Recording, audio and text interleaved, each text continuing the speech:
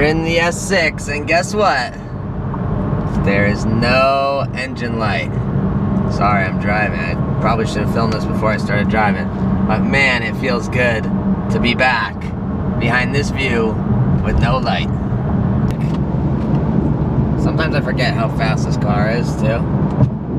We're only on a 93 octane tune, but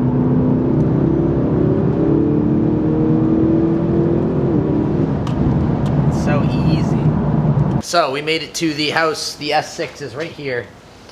Fixed, fingers crossed. Now, what happened to this car? Why did it take me so long to figure it out when it ultimately ended up being kind of a silly mistake, if I'm honest? So this car had an O2 sensor that was on its way out. It was going bad.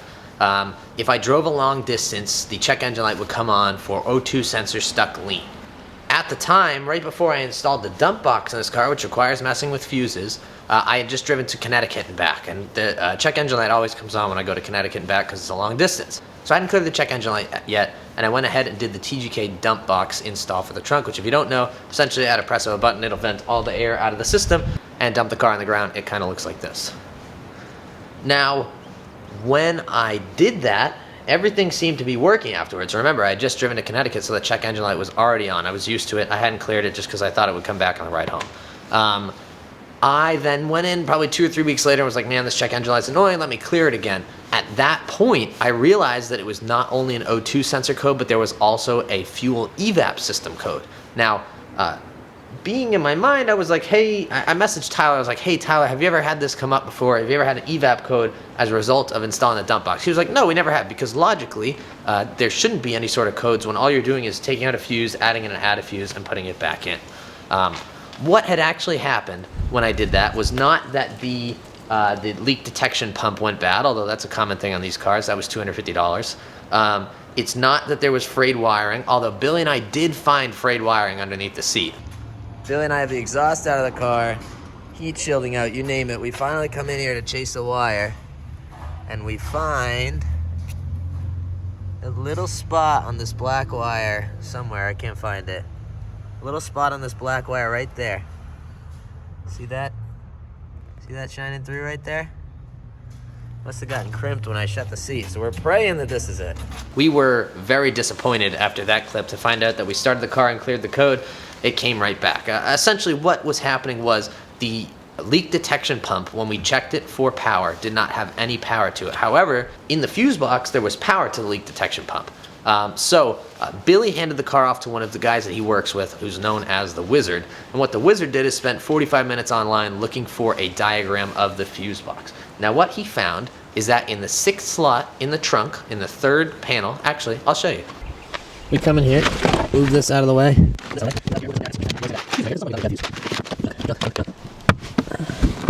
Pop this guy out, move this down, twist these. These pop out, 1, 2.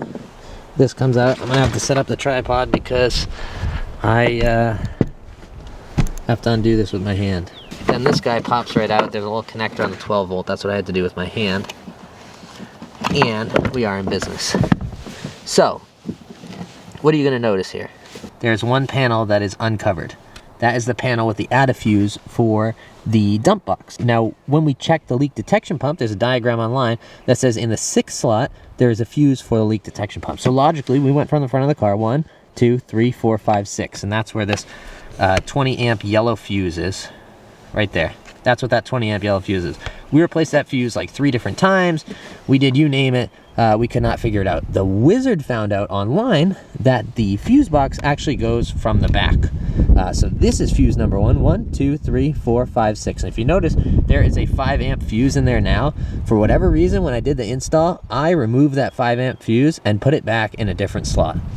And so, as a result, the leak detection pump was not getting any power, and as soon as the Wizard found this diagram, saw that 5 amp, and added in that 5 amp fuse right there, we had power back, and my check engine light went away. Now, the reason I'm telling you all this is because a lot of people on the internet would just hide this and be an idiot, but like, the reality is we all make mistakes. Pound and I were laughing because right as about the time that I found out that I mixed up this fuse, and Pound, I'm putting you out there, I apologize. Pound found out that he had mixed up his O2 sensors and where they were supposed to go in the M3. The front O2 sensor was in the rear, and the rear O2 sensor was in the front. So we're just joking like, hey, look, wow, what professional mechanics we are. But the reality is, like, a lot of garage wrenchers like us do make mistakes, and we make silly mistakes. And, you know, sometimes you need a second or third set of eyes to figure them out, and there should be no embarrassment in that. There's nothing wrong with that. It happens to everybody, and it's just something that, you know, happens in the world, like I said. So if you've made a silly mistake or anything in the past, don't feel bad about it. Everyone does it. Your favorite YouTuber does it. IgnitionTube does it. And don't feel bad. It's all part of the learning process. Next time when I do this stuff, I'll be more careful with fuses. It's not going to happen again. So the S6 got fixed by that fuse. Now driving up here, I'm trying to set readiness. If you notice, I have a rejection sticker on the car. I actually passed my inspection window before we could figure out what was wrong with the car, so now I have 60 days to get the car inspection ready and get it to pass inspection. While driving up here, I checked the codes again, and the O2 sensor code was back, albeit it didn't have the check engine light on. So I think I might have been able to pass inspection, but I'm not sure if the car actually would have gone ready. So I just replaced the O2 sensor, and you know, when you're feeling good, when your car is fixed, you finally give it a wash. So I gave it a waterless wash the other night. Very satisfying to wash. I'm using the Obsessed Garage waterless wash kit here. I'll put a link to it in the description. It'll be an affiliate link. But this is awesome, especially for apartment living. You just got to be careful, and obviously, you know, it helps if you have coatings or stuff like that on your car. But it's essentially N914 waterless wash, followed by the Obsessed Garage drying aid, which is, I believe, a silica coating that looks really nice on there. Makes the car shine, and obviously it's nice because I live in an apartment. Not easy to get access to a hose, especially when it's cold out. So I will be using that a lot moving forward, and that will probably replace my quick detailer as well. I'll fill this bottle up in the trunk with just some N914 and keep some rags handy. Now, what I did want to get to in this video as well is AWE sent this out to me, and you can't read it because my exposure is wonky, but what it says is, oh, you can read it, look at that, AWE Tip Tonic.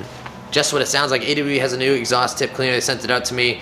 They told me give it a shot, so I'm gonna go ahead and give it a shot. Let's see how it cleans up the exhaust tips. All right, as you can tell, these are absolutely disgusting. So we are gonna give it a worst case scenario. You probably should wash these before you do it, but I'm gonna send it for the sake of the internet. So I'm putting some of this AWE Tip Tonic on the microfiber. I really probably should have wiped these down first. Let's see what it does.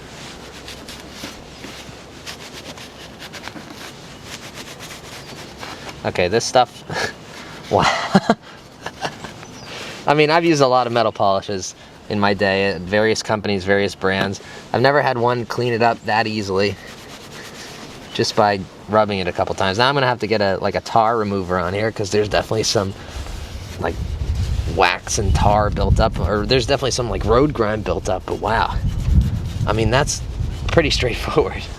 That I just wipe it off. Okay, that should not be that easy.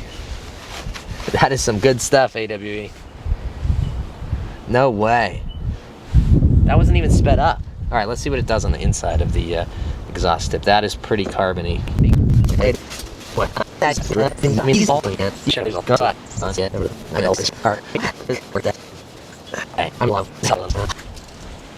don't know if you can tell, but there's a pretty big difference between this one and the one that was right next to it. That is for sure. Wow. Well, there you have it, folks. I mean, the results speak for themselves. This side in the sun. I mean, these are tips that were literally gross all winter. And sure, there's some pitting and stuff, but they're shiny and they're looking new back here. Now I need to realign this one. Billy and I finally fixed this saggy tip on this side. You guys gave me crap about that for like 6 months. Now they're not even again. This one needs to be adjusted up and out. Never-ending battle, but we'll figure it out. But I mean, so I'm stoked. I'm like, both of my cars are running. I got the S6 back up and at it. The M3 is just running along great. And then I ran into my first problem with the M3. That will be next week's video. I'm waiting on some parts to come in, but we will get it fixed. And we have a show to go to. We'll be at FC Piero's Sunday motoring meet on April 24th with the BMW because it's BMW as a featured mark that day. I will not have these wheels on, and I hopefully won't have the suspension on. So I'm very excited for that. But until then, as always, thank you guys so much for watching. Go out there and spread some positivity. I'll catch you guys in the next video. Freaking BMW. The Audi works now. BMW doesn't. Can I just have 2 running cars, please?